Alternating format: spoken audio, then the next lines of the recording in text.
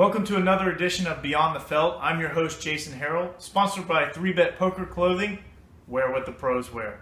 I'm joined by Elan Cohen today, poker professional in the cash game circuit. We'll get into that definition in a bit, but we start every episode of Beyond the Felt with a questionnaire created by the great Bernard Pivot and later popularized by James Lipton. So here we go, Elan. What's your favorite word? Favorite word is a word I've been using a lot lately, sangron, which is kind of a Cuban slang word. I guess it means big baby, like someone who acts like a big baby, an adult that acts like a baby. Never see those at the poker table. Never. Don't know what games you've been playing. So what word do you not like? What's your least favorite word? Can't, as in someone telling you can't do something, or people telling you that they can't do something. I don't like to limit myself. Very popular. I think I know where we're going with this one then. What's your favorite curse word? That's an easy one. That's fuck. I mean, no censorship here. Everybody uses fuck. It's so great. It can be used in so many different ways. So good, bad, indifferent. Yeah. Fuck. Ah, fuck. Sound or noise that you love? The sound of the ocean, like the waves crashing. And living here in LA, perfect access to hear that. It's the best sound in the world. Sound or noise you just can't stand? That would be the garbage man, and that would be on Tuesday mornings when he comes at around 7 o'clock. It's just the most annoying. It's terrible. The extra alarm clock that doesn't have the snooze bar. Yep. Job or profession other than yours currently that you would like to, pursue? Fantasy, realistic, any way you want to take that? Would have to be professional athlete, namely a baseball player. Longest careers, guaranteed money. Seems like it'd be a great job. Pitcher, infield? No, infield. I play second base. I play second base in softball, so that's what I'd have to play. Like the captain, Derek Jeter? It would have been awesome to be the captain's double play. Yeah. Partner both on and off the field, apparently. Been pretty sweet to be his wingman. All right, profession that you absolutely would not want to do? I'll go back to the first job I had growing up, which I worked at a dog training school and scooping up the shit of animals or anybody. Just having to clean up poop or any of that. Fecal matter's just not... Terrible. Fecal doesn't mean fun. If heaven exists, what would you like to hear God say when you reach the pearly gates? What took you so long? Means I lived a long life, I guess, right? I think so. Well, we don't take long here at Beyond the Felt. We like to dive right into it. One of the reasons I wanted to have you on was because we have, some of the best pros, especially at 3Bet, on our little show here. But there's more of players like you and I than there are of those. And I think that our story, and certainly your story, is important for the poker community to see that, what's the real poker player? Not the Dan Blazarians, not the Phil Ivies, that live the lifestyles of the poker famous, but the real grinders and I guess like just the passion that we have for the game. We're not making life-changing money yet. So talk to me about where do you see your level of being what I consider a professional poker player? If you work 30 hours a week, which you play about 30 hours a week, you study the game, you're not just going to the casino just to get that rush or that action. Is this what you would consider your profession? I don't consider it my profession, only because I do have a regular 9-to-5 job, but I think of it as a really nice way to supplement my income. Almost equate it to maybe owning your own business, where, I don't know, maybe you have a job, but you own something on the side, you're doing something else. I'm really not there to gamble. There are gambling aspects to it. I see it more as a strategy, a people game. And I'm there to win. I'm there. I would never make any bones about it. I mean, I'm there to have a good time. Yeah. Sure, but the number one priority is I want to go with the idea of winning some money. Bobby Jones, the golfer, he was a lawyer. He had his own firm, but he was still a professional golfer. I think there's a lot of professional poker players out there, that are on a professional level, at least in how they approach the game. We run across plenty of people that say, "Oh, I'm a pro," in huff and puff, and it's like, you're not. You just go to the casino and play a lot. But it's kind of this gray area where, I consider you a professional because, working with you on Live at the Bike, the approach you take and strategy and, being methodical about the game. And also the fact that I think one of the things that separates a true professional from just a great poker player is bankroll management, playing within your means. You've found a happy balance, whether or not one or the other goes one way. Yeah, while you were asking that question, I started thinking, what I would think what makes a person a professional, and I think one thing is the ability to stay in the game. Bankroll management's huge. It's not everybody, but a lot of people play above what they can afford to play. My mindset's pretty simple. I play what I can afford to play when I have enough buy-ins and feel comfortable. I would never go into a game with case money. I would much rather just move down to a much lower game because I wouldn't be able to play comfortably. I think that's part of the difference between like someone who plays a lot like I do but has a regular job, and maybe someone whose sole way of making any money is playing cards, and maybe having to borrow from people and that kind of stuff. I'm actually kind of proud of the fact that I never had to borrow any money from anybody to play. That's huge. Yeah, I don't even know how I would feel having to do that. I'm glad I've never had to, and I don't think I ever would. So, I've always said that poker is a lot like life. In my adulthood, I've been fortunate, in I would say in the last 5 or 10 years, where I haven't really had to call mom or dad and say, "Hey, mom, dad, I need help making the rent." And I kind of look at that in poker, there's a lot of poker players that, while some of them are backed, there's a different approach to it, while others have to be backed, or else they can't play. There's a bit of responsibility that I see that a lot of players don't have. I know that you have that. I mean, just talking about going up and down in the games. The competition, though, you can't match it. And we're getting older, unfortunately. Where did the competition first stem, and then how did you go into poker? Well, if you've played sports growing up, which you have, I have, probably most of the people that watch this have, you just learn to compete at an early age. And I was watching something with Matt Glantz, and he was talking about, as you get older, you can't play in the 5 basketball leagues a week. Sure. I play softball, and I used to play 3-4 times a week. Now I've had to cut down to 2 because I'm just getting old. This is just a way for me to compete and keep that going. And I think that's something that's just instilled in you at a young age, just to compete. This is my way of doing it. In terms of how I got into it, I think like everybody else, I was bartending at the time. The bar would be dead at night. ESPN was running the Moneymaker World Series. It seemed like it was on a loop. So I got a late start. I mean, in 2004, I was in my mid-20s. Got a much later start. I always had an interest in it. It always seemed fun. And messed around a little bit, never for any money, but just messed around. And then a group of guys that I worked with played, and a couple of them fancied themselves good players, and I thought they were great. And then I played with them a little bit. I was like, well, these guys don't know what the hell they're doing. And that's how it kind of started. The pupil becomes the teacher.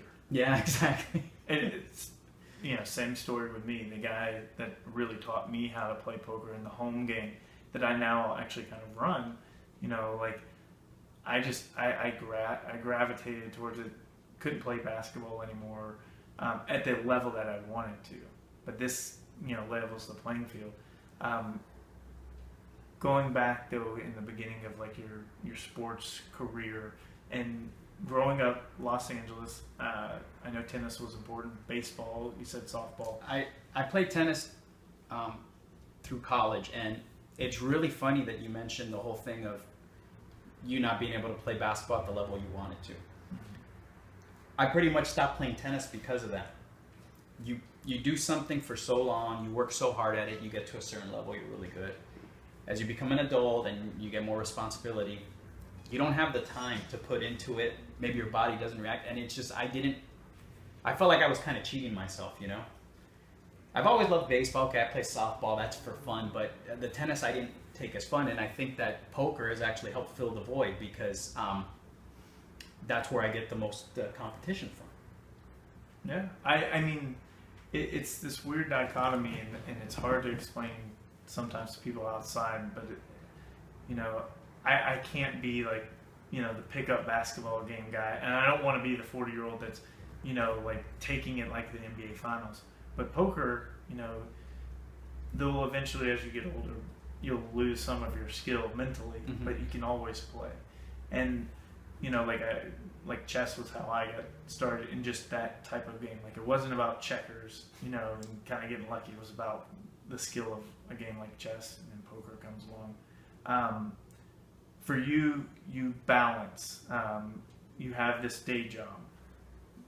Talk about like the industry that you're in during the day. I am the customer service manager of Photolab. Okay. I deal with people all day. Great people, not so nice people. How it would help poker, I guess, is the fact that I get to just deal with humans. Poker is a game of people. I mean, you hear it over and over, it's a cliche, but it's not a game of cards. It is, but a lot of it is picking up subtle things from people. And that's kind of what I do on a daily basis, just dealing with people, talking to a lot of different people from different backgrounds, and I guess helping figure out a way that we can help them do their thing. And in poker, it's kind of the same, just trying to figure out a way that you can try to extract value from these people, I guess. How is the, like I said, there's a balance that I see that you've done very well. You know, relationship. You have a girlfriend, you have a regular job, and then you have this X factor of poker. You know, the general public doesn't quite understand, you know, that, you know, oh, you've got this gambling thing that you do. No, you don't. Talk about like how you balance that with your, first with your girlfriend. Well, I think it's really, if you are going to play poker and be in a relationship at the same time, you need someone who's supportive and understands that there will be some late nights sometimes. You might be late. Certain plans may have to be changed. In terms of balance, I think balance is important in any part of life. I love poker. I love it. I think about it a lot, replay hands in my head. It's not something I'd want to do all day. I would not want to, if I had to force myself to go in 40, 50, 60 hours a week, it wouldn't be fun for me. It would be a job.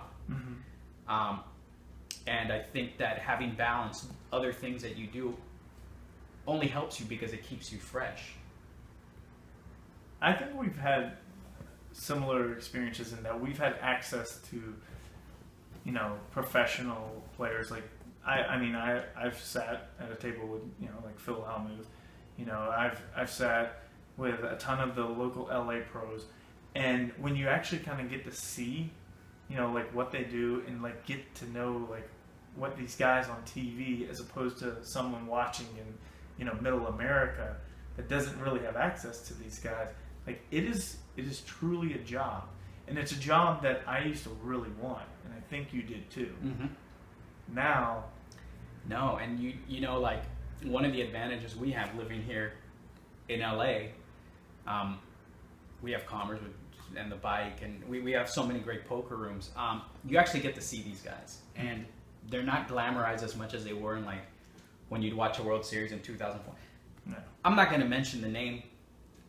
There was a well-known player who had a really high finish in one of the side events at the World Series. Remember when ESPN used to televise the events, and I watched this guy play. It was great. It was like a 6-figure score. And like, I don't know, a year or two ago, I see this guy asking for a buy-in to the 100 game. And it's like, wow, really, from that to that, that's just, you know, those are like some of the pitfalls of it. Yeah. And we get to see it because we're not in like middle America where, okay, we see them on ESPN and these guys are like heroes and stuff. We get to see these guys like in action. And yeah, I've played with, you know, if you've lived in LA, you've played with pros, and you know, you do see some of that stuff, and it is a grind, it is a job. It's not as glamorous as it seems. I found it, you know, when we look, I always compare to basketball. Like you look at LeBron and you think, God, I'd love to be LeBron. You know, in the poker, the same thing would be, I'd love to be Phil Ivey, Helmut, Negreanu. And there's this fine percentage of those types of players. And then there's like this big gap of the real pro grinders that I don't want that life. Like I found when I used to cover professional sports, I found there was a lot of professional athletes that you would think, wow, what a great life you have. And they hated it. Like they didn't want to do it, but they were just trying. They knew that they couldn't do it for very long, so they're just trying to make as much money and just cash the paychecks. And people forget about that because, you know, like I said, when you know, there's that glamorization of poker and television. Do you think it's still glamorous though? I don't know that it's really being. I think we're kind of surpassed that bubble a bit. I think definitely it's not as glamorous as it used to be, but I still think that for people who haven't played in LA or Vegas in the real big rooms, it can seem a little more glamorous than it is. But I mean, you just see all the pitfalls, you know, and it is kind of sad in a way. How how have you taken just the game of poker and the concepts that you've learned and just kind of like instilled them in your everyday life? You know, I'll give you an example. Like for me, it's getting it all in good, and then the river falls. Like that's life. That's one of the greatest, you know, metaphors of life is that you can do every single thing right, make all the right plays, all the right bets, everything, and then there's still that one, you know, the one card in the deck that can beat you, and it happens. Sure. Yeah. I guess the biggest thing would be, this is a really deep question. I actually completely agree with you in the sense that poker is a lot like life, and you're absolutely right. There's so many situations in life you could do everything perfect and it just doesn't work out. And one of the things that I've learned is, you know what, you can live to fight another day. If it doesn't work out that day, okay, you know, pick yourself up and get ready for the next day. It's the same thing at the poker table. You have a bad session, you know, just try to minimize, make it as least bad as it possibly can be, and move on to the next day, because it's all like a long session. It's not one session after. It's a long session, and at the end of the day, if you're good enough, you'll end up on top.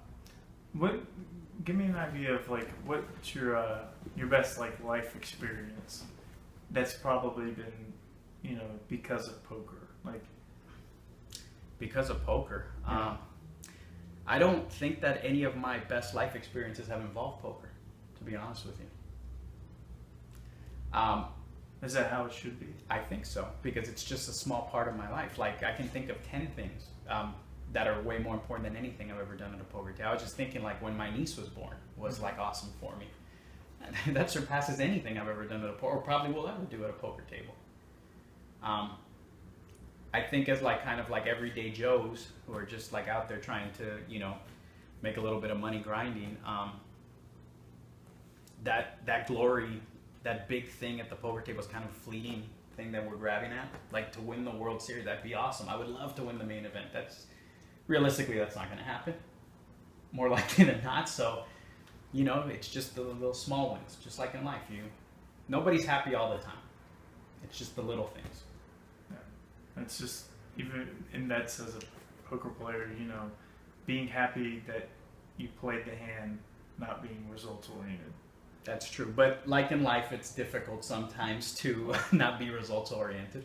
Well, I think the results of this episode were pretty solid. All right. You know, and I appreciate you coming on. And, you know, like I said, like there's more to poker and what I wanted to express in this type of format to show like what you just closed with was exactly what I want people to know about poker and poker players from you know, the Phil Iveys of the world to, you know, the Brian Rass and Greg Muellers, all the way down to us. You know, there is more to life than poker, but we're so blessed to at least have this game to scratch our competitiveness, to certainly ideally add to our you know, income. And to forge relationships like you and I have been fortunate to have, and you're one of my good friends in the community and in life. And with that, I want to say thanks, Elan, for coming on. My pleasure, man. Thanks for having me. That's going to do it for another episode of Beyond the Felt. Make sure you check out www.3bet.com for your best poker clothing in the business. I'm Jason Harrell for Elan Cohen. That's going to do it.